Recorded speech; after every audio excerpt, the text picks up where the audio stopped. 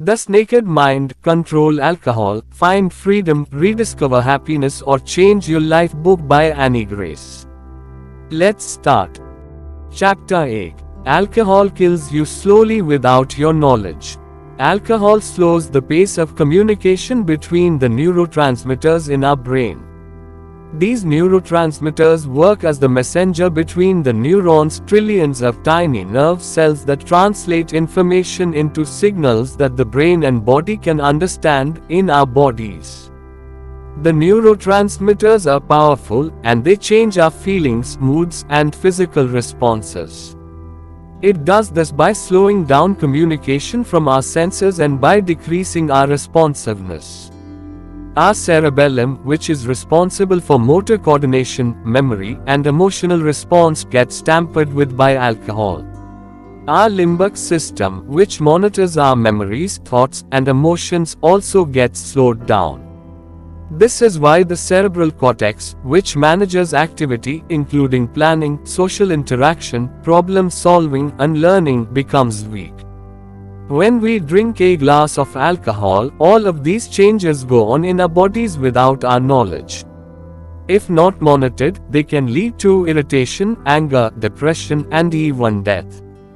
Alcohol interferes with our ability to behave, think, and interact socially. It impedes our natural capacity to remember, learn, and feel. Chapter 2. Our unconscious mind is responsible for our desires. Several studies confirm that we have two separate thinking systems, the conscious and the unconscious. Most of us are ignorant of the differences between our conscious and unconscious thoughts, yet these differences form a vital part of our lives that helps us piece together the alcohol puzzle. The majority of us are familiar with the conscious mind. Conscious learning involves being aware and intellectual enough to grasp specific knowledge or procedures which we can memorize and articulate.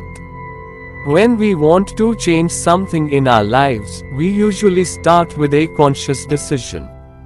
However, when it comes to drinking, it is no longer a fully conscious decision. When you make a conscious decision to drink less, it's almost impossible to adhere to that decision because your more powerful unconscious mind most likely missed it. Unconscious learning happens automatically and unintentionally through experiences, observations, conditioning, and practice. We've been conditioned to believe we enjoy drinking. We believe that it enhances our social life and relieves boredom and stress. These beliefs are a result of our unconscious thoughts. This is why, even after we consciously acknowledge that alcohol takes more than it gives, we retain the desire to drink. Unconscious learning happens automatically and unintentionally through experiences, observations, conditioning, and practice. We've been conditioned to believe we enjoy drinking. We believe that it enhances our social life and relieves boredom and stress. These beliefs are a result of our unconscious thoughts. This is why, even after we consciously acknowledge that alcohol takes more than it gives, we retain the desire to drink. A huge mistake we make is blaming ourselves for being addicted to alcohol. Society has made us believe that the fault lies with the drinker. We are made to think that our inability to control drinking is due to a flaw that we have failed to correct. The truth is, alcohol, like any other drug, is addictive and dangerous, and life circumstances, personality, and conditioning led some victims down the lane of alcoholism. You must always remember that alcoholism is not entirely your fault. You have been caught in a deadly trap that was designed to ensnare and slowly kill, and millions of people are deceived every day. The trap is designed to keep you a prisoner for life by making you believe you drink because you want to. However, by sheer determination, you can get out of this trap and learn how to avoid it. Chapter 3. Your environment influences your chances of getting addicted to alcohol. There's a huge possibility that your alcohol addiction is a result of your environment. Your experience is that you regularly drink without noticeable health complications. You also observe regular, habitual drinking around you, and you assume that since drinking occurs frequently, it must be habitual. Unfortunately, this is an easy and common assumption. It is more believable than the belief that you, and those around you, drink regularly because you have become dependent on alcohol. A habit doesn't feel threatening if you ignore it. When you conclude that drinking is normal, you'll be afraid to look for reasons why it isn't, and this makes you ignore the truth: your drinking has become a habit. Many people justify their drinking by saying it is just a habit. Drinking may have initially started as a habitual routine, however, habits only encourage your brain to think less. Once something has become habitual, you no longer consciously think about it. To some extent, this is great because it allows you to focus on new and different things. But over time, drinking becomes more than a simple habit. The human mind is exceptional because it can do many things that we are not aware of. Our body is self-regulating, self-healing, and self-aware. Our minds also alert us to the smallest problems and are programmed to protect us, therefore ensuring our survival. Alcohol affects how our body functions, so it is vital to understand how the body works when sober. When we are neck-deep in the cycle of addiction, it's easy to forget how competent we are. We are naturally balanced and healthy. This is why we need to understand that alcohol kills our senses and harms our immune system. Peer pressure usually forces us to drink by association. This is why when no one else is drinking, we feel quite dumb standing around drinking something that is making us lose control of our faculties. Chapter 4. Drinking alcohol to prove a point leads to more harm for us.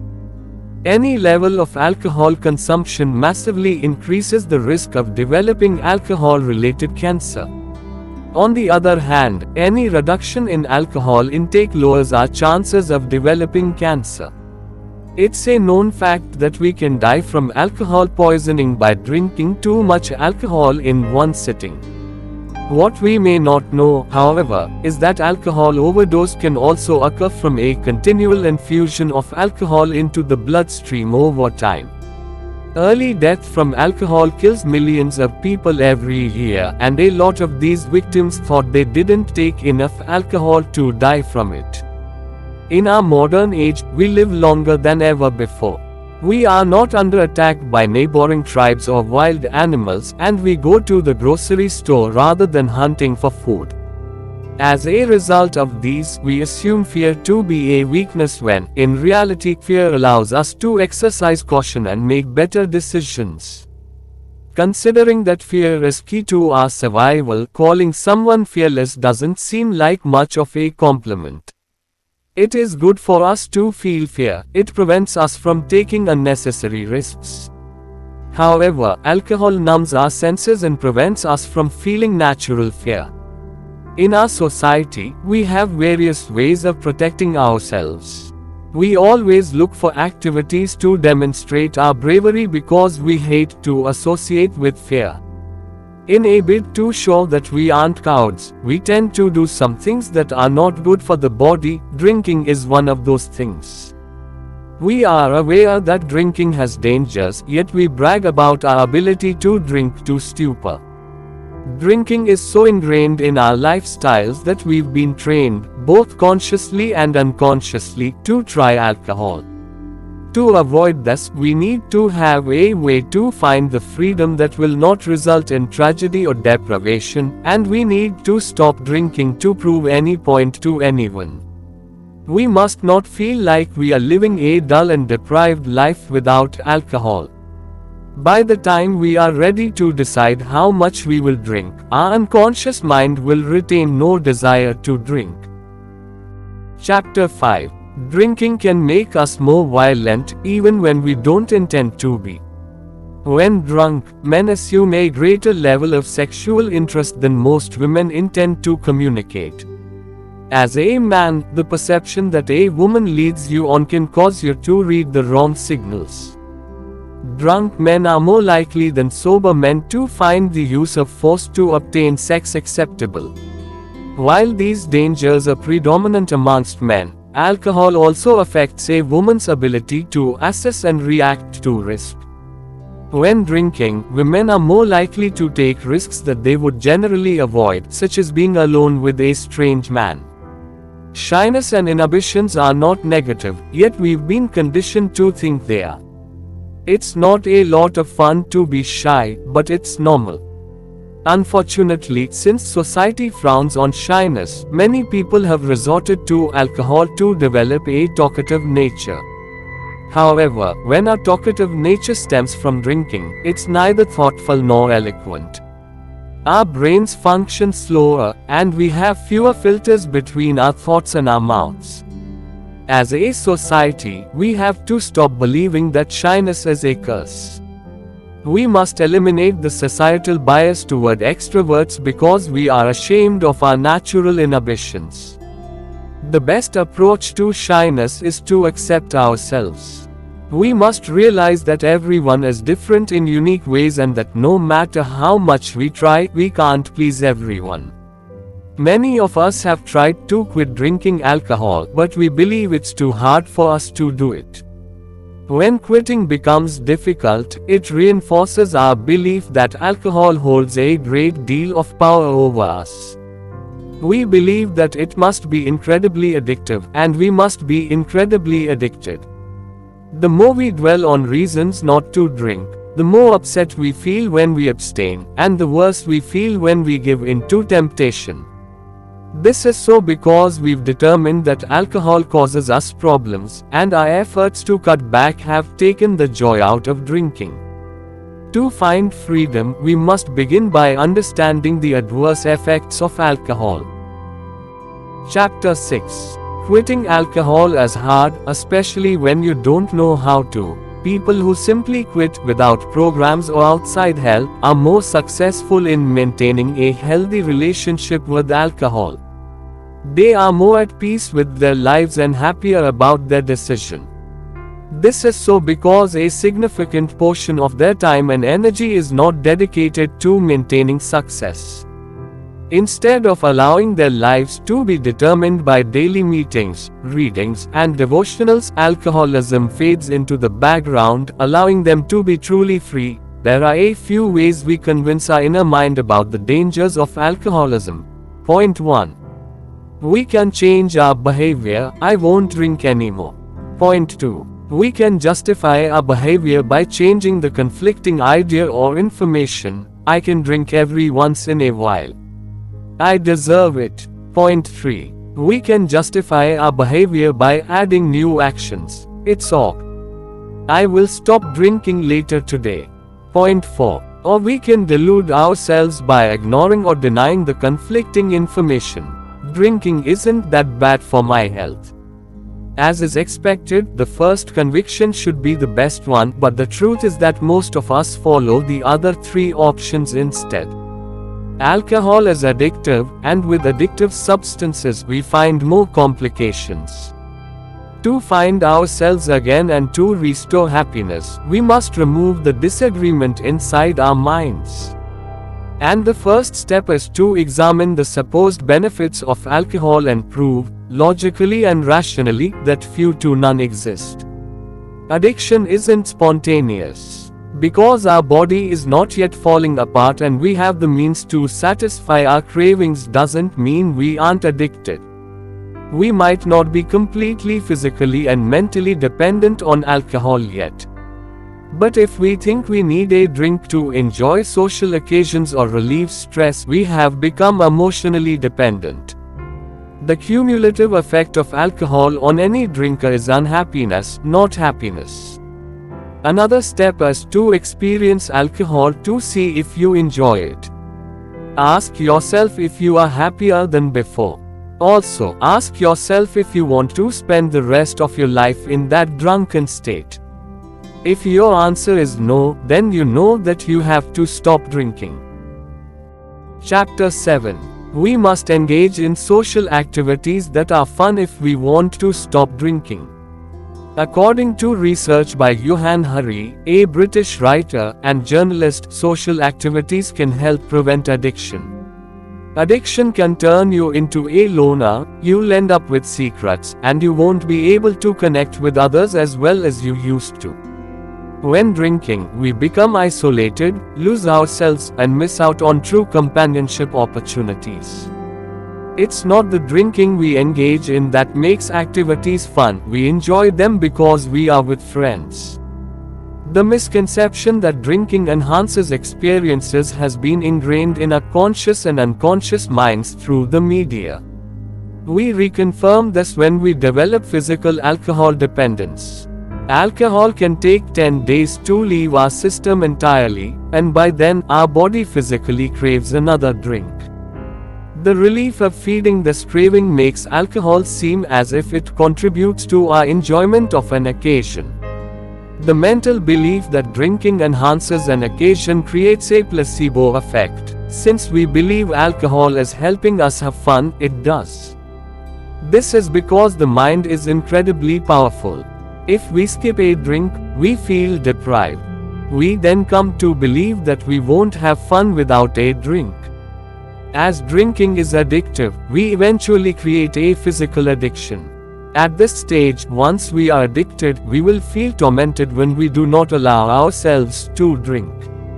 We may also feel there is something wrong with us that you have no choice but to desire alcohol. The truth is we only want something we think provides a benefit. Addicts crave drugs because they're deceived into thinking drugs will enhance their lives. Your friends may not be comfortable with your decision to stop drinking with them, but your life shouldn't be about pleasing everyone all the time. You did this for you, and by making the decision, even though you may cause tension at first, you will soon become a beacon of hope that they too can change. Chapter 8. Countless circumstances contribute to the speed at which someone falls into alcohol addiction. Most drinkers will indeed drink until they die, never suspecting drinking is taking years of their life, never feeling out of control, and never suspecting they have a problem. But not realizing they have a problem does not mean they don't have one. When a stressful life event occurs, the most moderate drinker can slide into either physical or emotional alcohol dependence. To know the extent to which alcohol offers you nothing, take a moment and make a list of everything you get from drinking. This is important because you need to understand that alcohol does you no favors.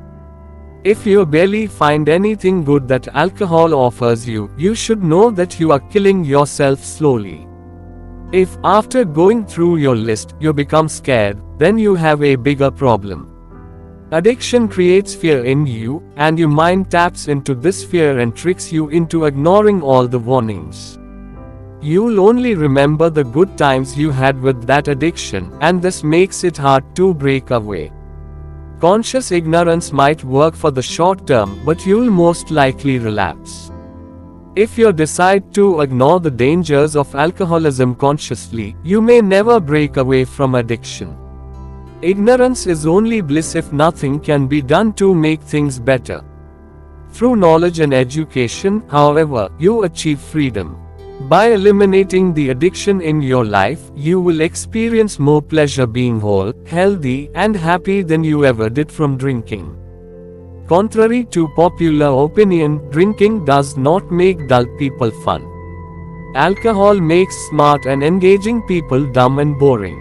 It slows the brain function and dulls our wit and senses. People acting dumb and senseless can only be entertaining, they are not entertained. When we are sober, we become more courageous. It takes a lot of courage to be different and go against the majority. Courage won't come through drinking. Chapter 9. The key to every successful process of handling alcohol addiction is to remember you are strong. No matter how long the journey takes, forgiveness and patience with yourself are vital to finding your freedom. It would be best if you made a decision today to stop drinking. The good thing about making a decision is that you will see alcohol as a destructive intruder instead of an endearing addiction. Also, a conscious decision frees you from all the little daily choices that alcoholics suffer for a lifetime. Instead of deciding to decline every alcohol presented to you for the rest of your life, you decide once and for all to see the truth about alcohol. This single choice means freedom and is much easier on your mental health.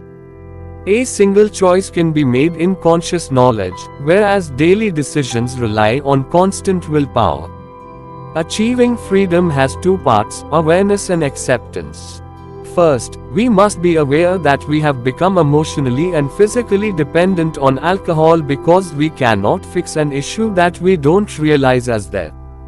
We may still think that stopping will be challenging and that we won't resist social pressures. But the truth is that if we decide in our hearts and minds never to be slaves to alcohol, we have removed any indecision. Second, we must accept the truth about alcohol. We have to decide to let go of our attachment to alcohol by acknowledging that it does nothing for us. When we stop drinking, we are killing our mortal enemy. This mortal enemy has stolen or will steal more from us than we can imagine.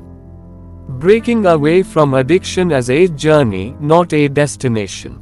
It is a journey that we have to embark on ourselves. It's a journey where there are choices that no one can make but us. By committing to a new life free of alcohol, no matter how many battles we have ahead of us, the war has already been won. Did you know? According to the National Institute on Alcohol Abuse and Alcoholism, 87% of adult Americans drink. Chapter 10. Conclusion. The problem associated with drinking alcohol is more challenging than we can imagine. It is a psychological problem that has the power to eat away our lives, leaving us useless for ourselves and society. There's no greater lesson than knowing that the ability to break away from addiction is in our hands. While we might think we are not addicted because we space the moments we drink, our dependency on alcohol puts us in the line of danger. We might not know it, but alcohol causes more harm than good in our lives. To find a lasting solution, we must first identify the dangers of drinking. After this, we must also find out why we drink and what we can do to stop drinking. Many people associate drinking with pleasure, fun, or courage. If you are one of those people, you need to learn how to get these feelings without alcohol. There's no long-term benefit of drinking, and even short-term respite is dangerous to our health. What's more important to note is that when we are sober, we are sharper and better. Alcohol causes us to do things that might be dangerous to us and to others, which is why we must do all we can to stop drinking. Try this. Instead of emptying or throwing away the bottle of alcohol in your house, leave them there and see how long you can stay without touching them. By doing this, you are preparing yourself for the outside world where you will be offered alcohol.